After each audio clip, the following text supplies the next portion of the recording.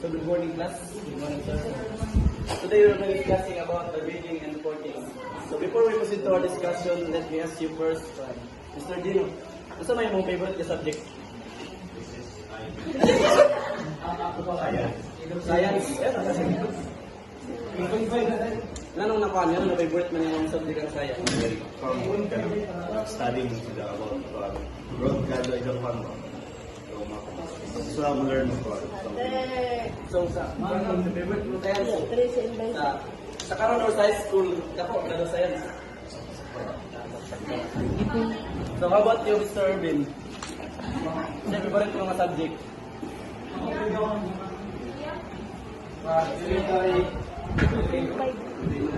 So ako agado sa Pilipino.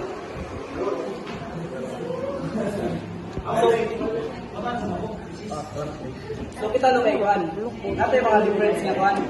Nato yung mga difference nga favorite subject pero ayaw ba nga tao nga favorite niya ang kanang subject pero gamay sila grado na di ba? Yes.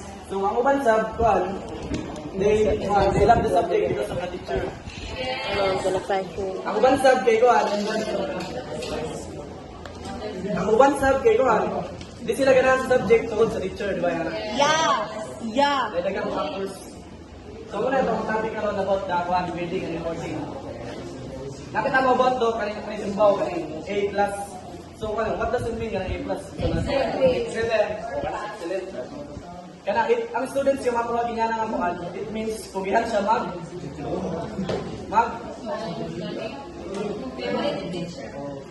aside sa pugihan siya magtuon, pugihan siya mag-take note. Because di ka ka-study ko, kay notes, di ba? Uban sa ato, dili ka maka-notes karon sa discussion karon, di ka maka-notes sa pag-abot sa mga kuan quizzes, so di ba mga notes sa katong take notes. So ibalik, ito ang kanang we cannot study, what ay basihan no? What ay notes nga kuan. Aside sa kuan, take down notes, pwede na ito picture ng mga topics. Aside ka ng ito. So according sa katong mga nataran ng video nga, if kuan, we only listen to kuan discussion kay kuan ang makuha na ito nga kuan learning skill na mga 5% ulit daw. No? Aside, if mabasa ta, if natin basahon, makuha ta 5%. And if we both kuan ka nang i-apply na ito doon, we listen then we take the video. Natay kuan 20%, it means na ko siyang percentage nga nakakuha ka o nakasabot ka sa imong kuan sa i-discuss sila sa tubangan. And samot na mag-discuss, dako siyang percentage makuha. Eh, say for example, isang nata, then ikaw ang discusser na sa matid. Di ba, if matunong na ang question sa imong topic, di ba, isip sa'yo para sa imong kayo mong topic. O, ang bansab kayo, kung tapad sa imo, kayo mong manang topic, ikaw na nga, nga ba, it means, masabot anak, if you discuss, the more nga, dagang learning sa nga topic, na di mo kumat. Get sa ninyo? Yes, sir. So what do you think is the purpose of galing grading and reporting, or kung saan sa focus, kung saan sa naka-focus? Kung saan na idea, kung saan yung grading and reporting? Asa man siya nag-focus kibali? Here is class. Asa man siya nag-focus about? Pwede po sa reporting and assessment. But most one, I got one is, one sa progress without someone, sa student. Sayang learning progress. Di ba ma-identify natin if na-progress ang student, if sayang grado, makita na. Yes.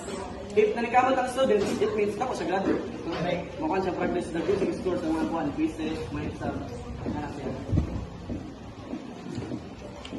Can you read everybody? This topic focuses on how student performance is measured, interpreted, computed, and communicated. It covers the major grading approaches and how results are reported to learners and stakeholders. No, district din no ang focus na the performance of students. No, na nila kuan i-measure. So unsa may i-measure sa kuan para makuha na tong kuan ang progress or ang progress sa students. Di ba? Mga test, assessment, mga projects, dira na to makita if ang student na sila progress sa pag-eskwela. Yes, no? Yes. Next, interpreted. So, that is interpreted, di kuan.